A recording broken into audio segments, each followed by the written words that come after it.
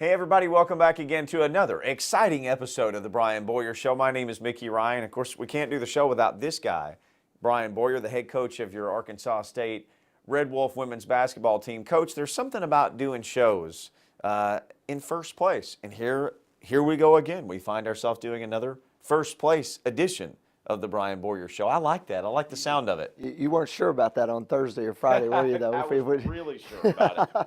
No, yeah, I mean, as things turn out, of course, we the loss to Georgia State, and, because of that, we're still in first place, but it all came down then at Western Saturday, and the winner of that game was actually going to take over first place. They would have, if they would have knocked us off, but we responded, bounced back from a tough loss, bounced back just as you would expect and hope, and got a huge win on the road Saturday and able to remain in first place. Seems like we have this recurring theme of you got to get down by 8 points to win. You got to get down by 8 points. That's the magic number, huh? Well, it's the craziest thing. I mean, you really can't explain it. I mean, it just, but it has been the theme. You're right, and we keep finding a way. Now, of course, you could debate that, and one of my things was, we were going to be sorry if we kept doing that, and we were against Georgia State, and we didn't get down 8.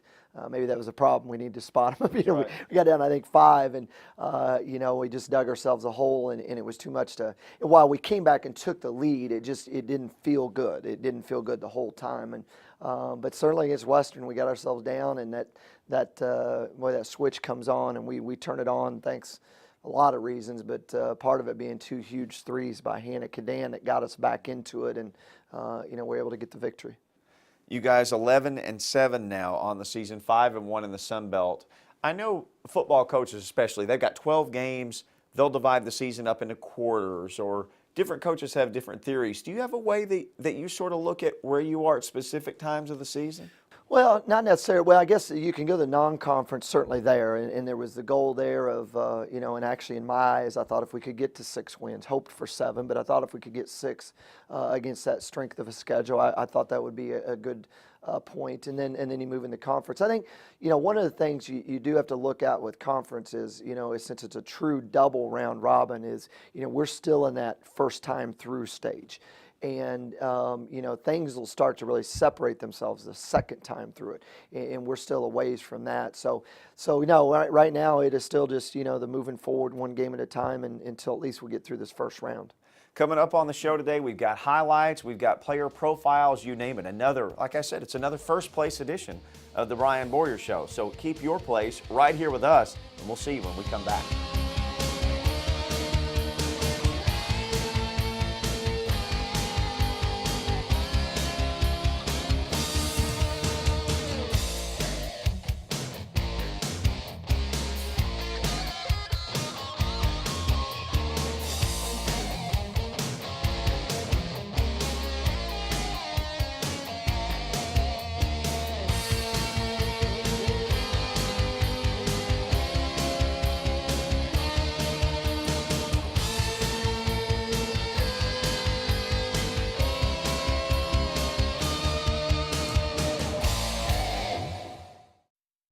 Check it out, everybody. Our kids are out of their rooms. We actually see their faces. Oh my God, he's taller than I remember because we've got the KFC favorites bucket. Everybody get what they want. We love this new extra crispy boneless.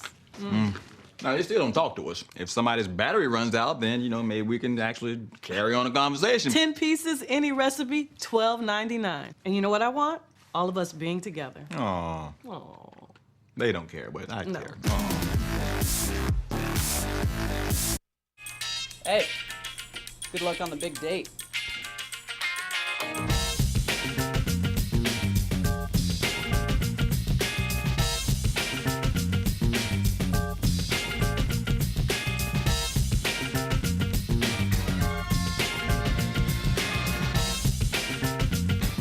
Centennial Bank, conveniently open from 9 a.m. to 9 p.m. Monday through Saturday and 1 to 4 p.m. Sunday at the mall at Turtle Creek, Arkansas's community bank.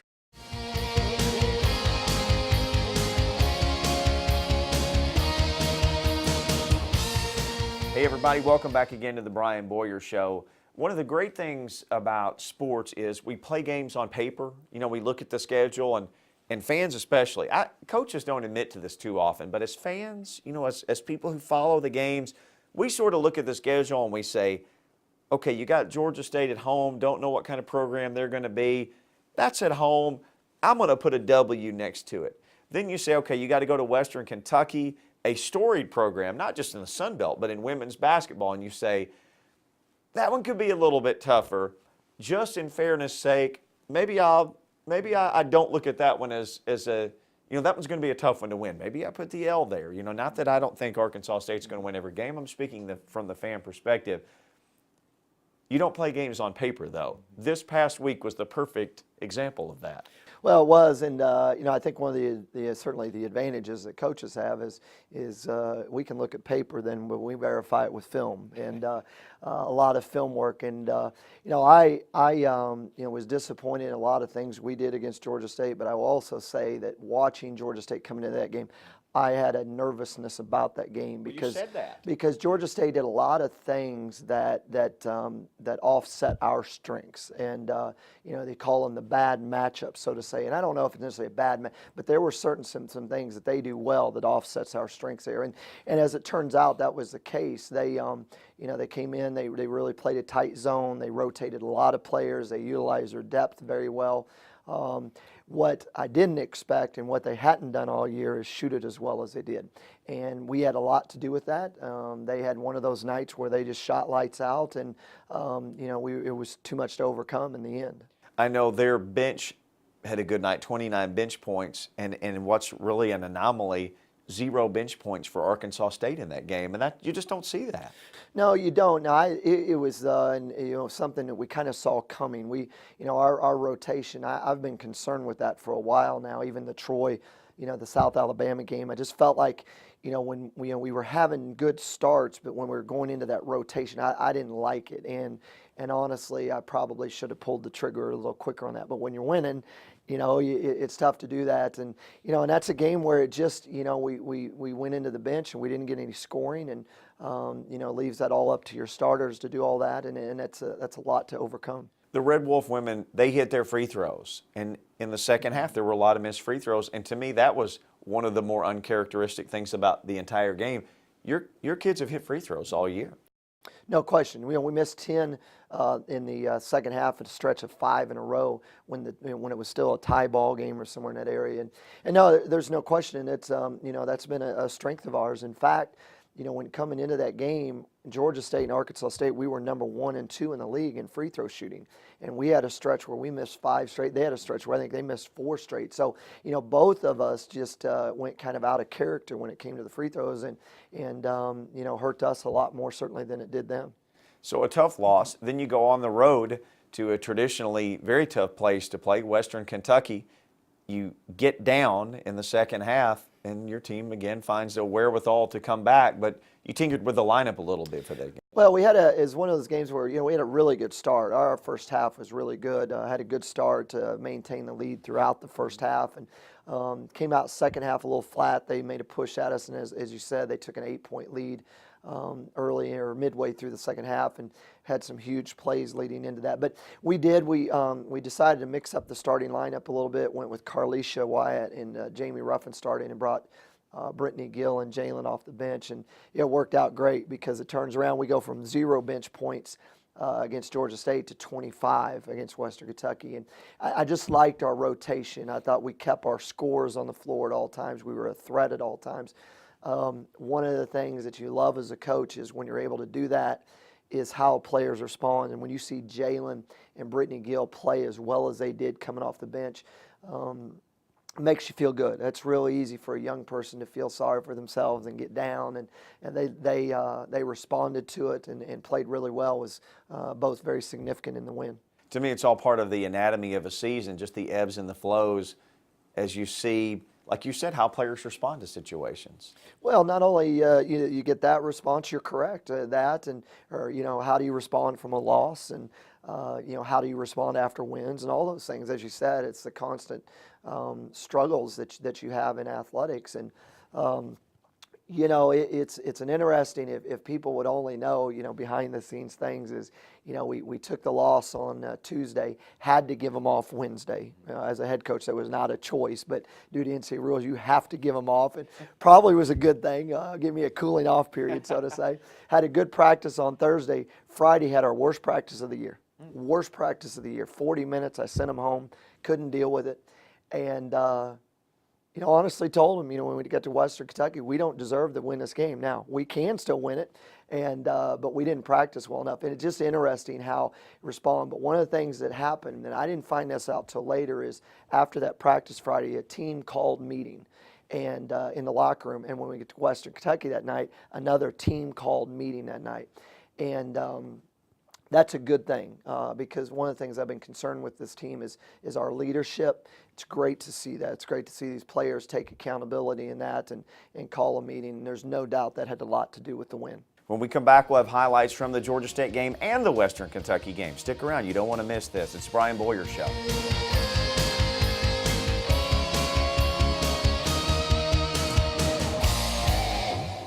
A lot of universities define themselves by where they have been. At Arkansas State, we want to show you where we're going. Our students are the most academically prepared in our history, and our faculty are conducting groundbreaking research. We're investing in education at home and around the world through the first ever American-style campus in Mexico, and we're working on the first osteopathic medical school in the state. Educating leaders, enhancing intellectual growth, and enriching lives. At Arkansas State, that is how we will be known.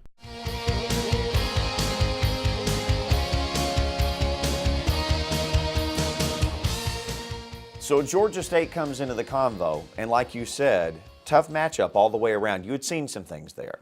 Well, they're a very athletic bunch, and that's across the board. You know, coming into the game prior to ours against Western, they'd played 14 different players. They have a combination of really quick athletes and good size, and figured they would zone us. They did. They were pretty good at zone because of the size and, again, the quickness on the perimeter. And, you know, it gave us a lot of problems.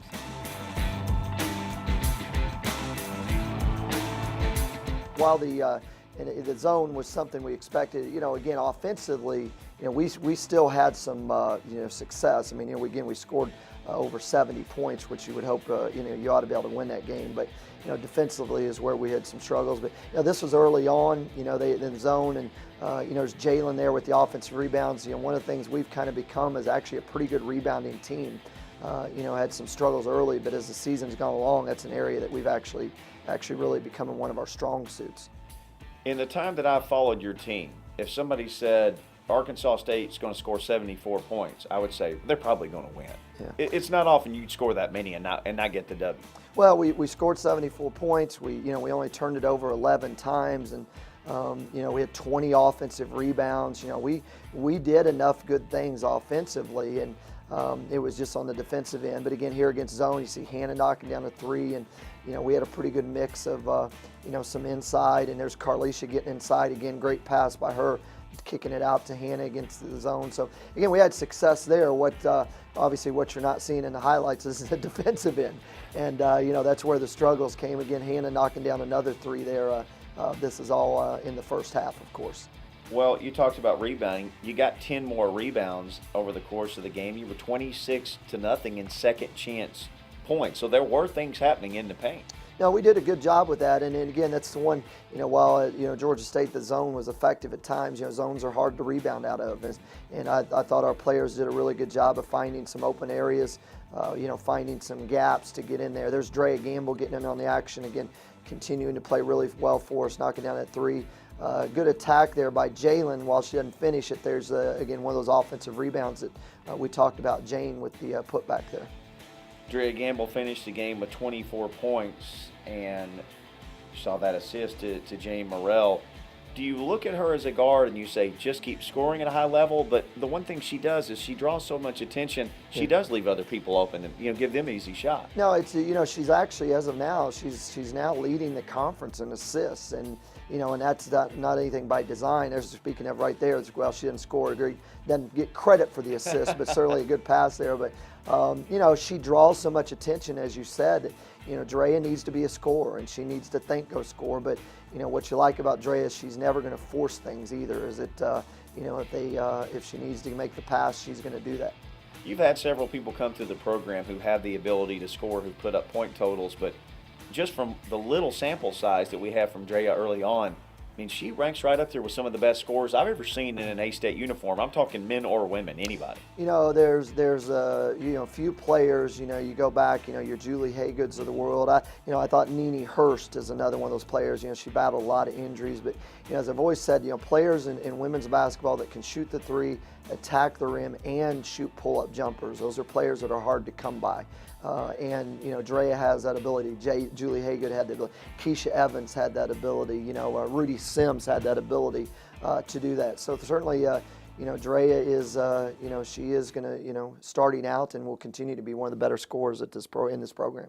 So a tough home loss to Georgia State, 76-74. Then you go on the road to Western, and it's how does the team respond now? Yeah, you're right. Especially coming out and early on, it was about 3-4 minutes into this game before either team scored, and kind of a feeling out process, I guess. And great pass there by Jane into Carlicia, and then you see the steal here, Drea getting a layup. And one of our big deals in this game was get the ball inside, and that was our advantage.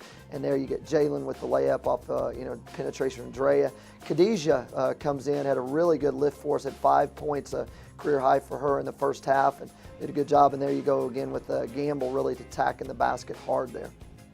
You mentioned getting the ball in the paint. Obviously, that's going to lend itself to a high shooting percentage. 47% for the game. That'll win you a lot of games. Yeah, it should. Anyway, it should. And but no, we did. We got a couple transition baskets there, and but again, as we knew all along, as we needed the ball inside, that was our advantage. At Western Kentucky, they really play 4 guards around the post, and they're tough to guard because of that. But certainly, your advantage is on the interior on our offensive end. A little kind of a clear out play we run for Drea here. We set a flare screen 4, and again, you'll just see her just kind of sizing up the defense there, and with the jump shot there, really good job by her. One of the things, again, we haven't seen yet in these highlights, but again, as with the Georgia State, we really just played really well on the boards. First half especially, we gave ourselves a ton of second chance opportunities rebounding. You mentioned the lift that Khadijah gave you guys. That's got to be satisfying as a coach, because you continue to see a Jasmine Hunt, a Khadijah, somebody stepping up every game and providing a lift. Maybe somebody you don't expect that particular game. That's usually a characteristic of a good team, and you're correct in that we've had that. Jess Flannery, huge in our win down at Texas State, and then you get Jazz at home. It was a Troy game or South Out, one of the two, where she's huge, had 17 points. And that's her right there. Gave us good minutes again. And Khadijah, again, she came in first half, and we needed to lift. She had 5 points and played good defense for us. So yeah, you're right. So far we've been able to have some players step up. Great drive there by Jalen. Again, came off the bench. Here's the stretch here. We were down 8, and Hannah knocks down at 3. And there she is, comes back, very next possession, hits another to cut 2. And what's interesting, both those plays, Khadijah actually had the assist in both of those. We call it the extra pass. And Khadijah made 2 really, really good extra passes there to get it to Hannah for 3. Those are the teams that turn out to be special, though, are the ones that get contributions, not just from 1 through 5, it's 6, 7, 8, 9, 10, up and down the line.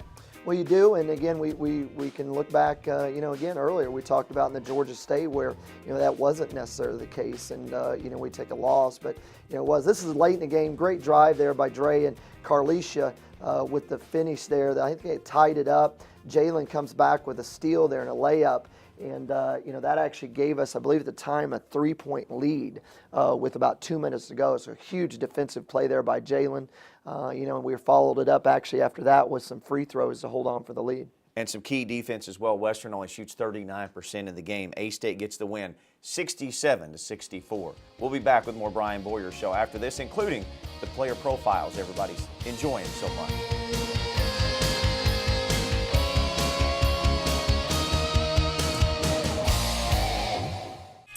Hey, good luck on the big date.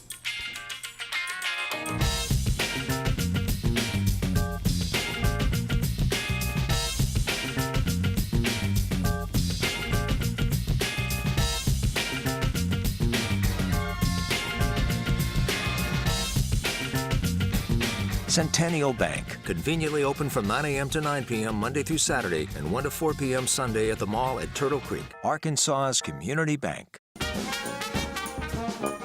Big Easy is the place to be as Sunbelt teams look to punch their ticket to the big dance. 16 teams will go head-to-head in New Orleans.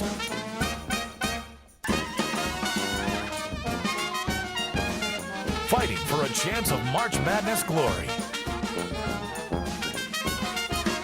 The Sunbelt Men's and Women's Basketball Championship, March 12th through the 16th at Lakefront Arena. Contact your school's ticket office today.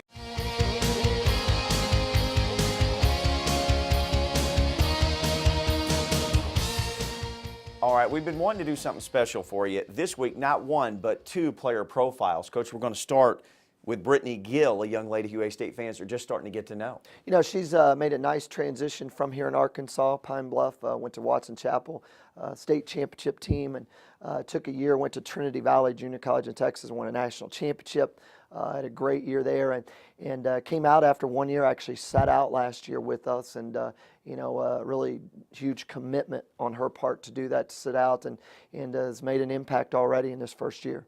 Here you go, Brittany Gill, profiled. Redshirt sophomore Brittany Gill won't light up your stat sheet, but she's one of those players that does a little bit of everything. Scoring, assisting her teammates, rebounding. Anything that the coach needs her to do, she does. But what she's most proud of is her defense. By disrupting their offense, by playing defense hard, and giving my best on defense.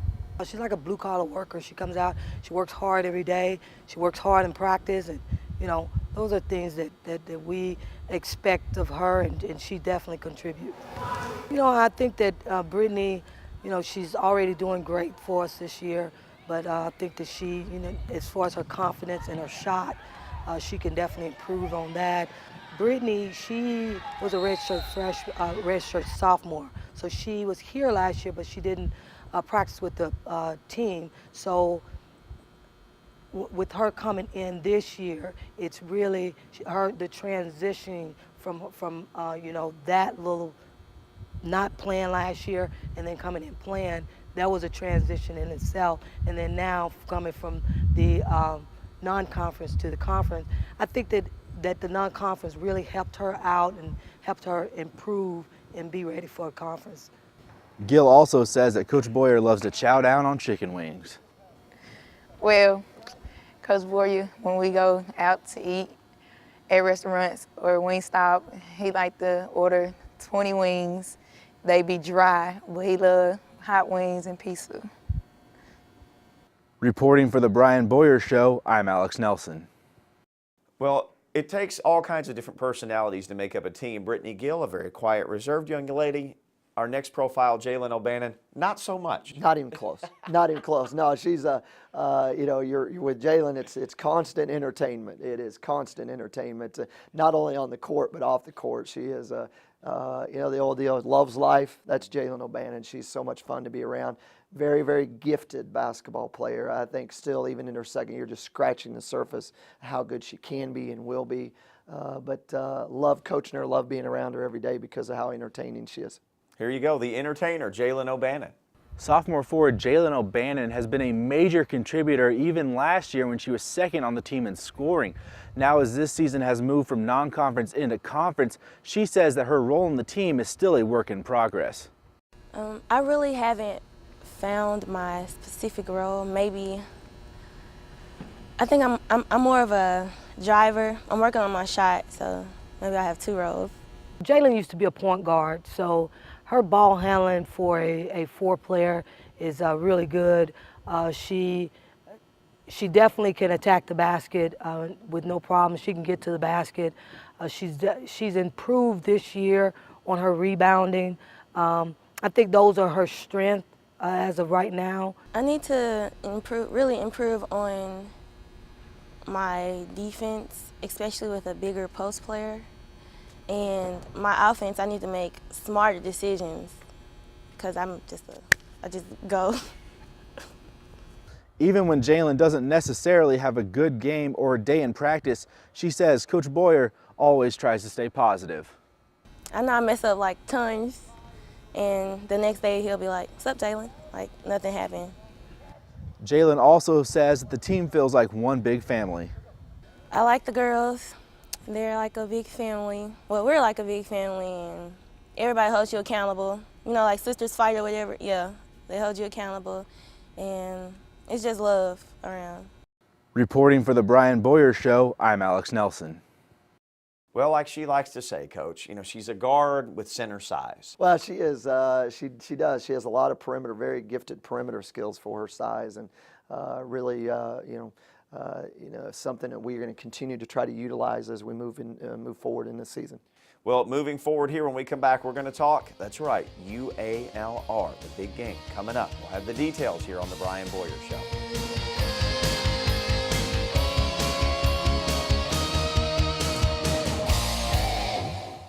Check it out, everybody. Our kids are out of their rooms. We actually see their faces. Oh my God, he's taller than I remember because we've got the KFC favorites bucket. Everybody get what they want. We love this new extra crispy boneless.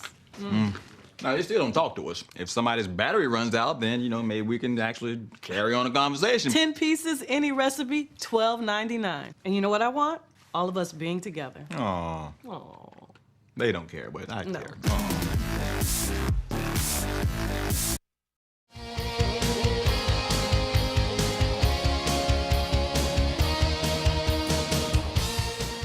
Final segment here for this week's Brian Boyer Show. And Coach, for A-State fans, and I'm sure for UALR fans, and any program that enjoys a true in-state rivalry, there's nothing that looks like a rivalry game. There's nothing that feels like a rivalry game.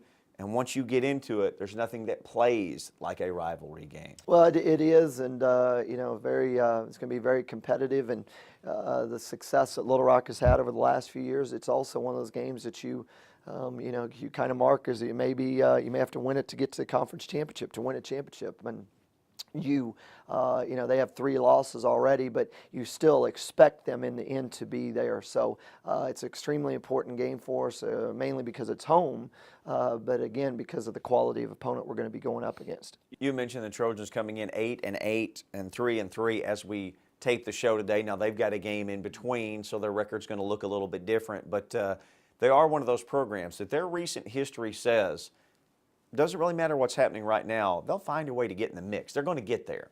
Well, that's no question. And, even last year they had a few struggles early on, but they got things figured out and made that huge push once we got into February. And again, from my standpoint, you expect nothing less. You expect. While they have a couple losses now, it doesn't change the fact that we have to approach this as though this is the possible conference champion that you're going to go up against. And but again, even outside that, you take the opponent out of the equation. Again, we've already had one home slip up, and you can't afford many of those. Now, the good news is we're 3-0 on the road in conference. We've picked up these road games, but you can't assume those. You can't depend on those. You need to be able to depend on the home wins. And we're getting ready to go in a stretch of, after Little Rock, of 5 of the next 6 on the road. So extremely important to get this home win before going that road stretch. Coach, good luck this week, and another exciting show, another exciting week of Red Wolf women's basketball. When we come back next week, that's right, we'll have the complete breakdown of the UALR game. You don't want to miss it. We'll see you again next week here on the Brian Boyer Show.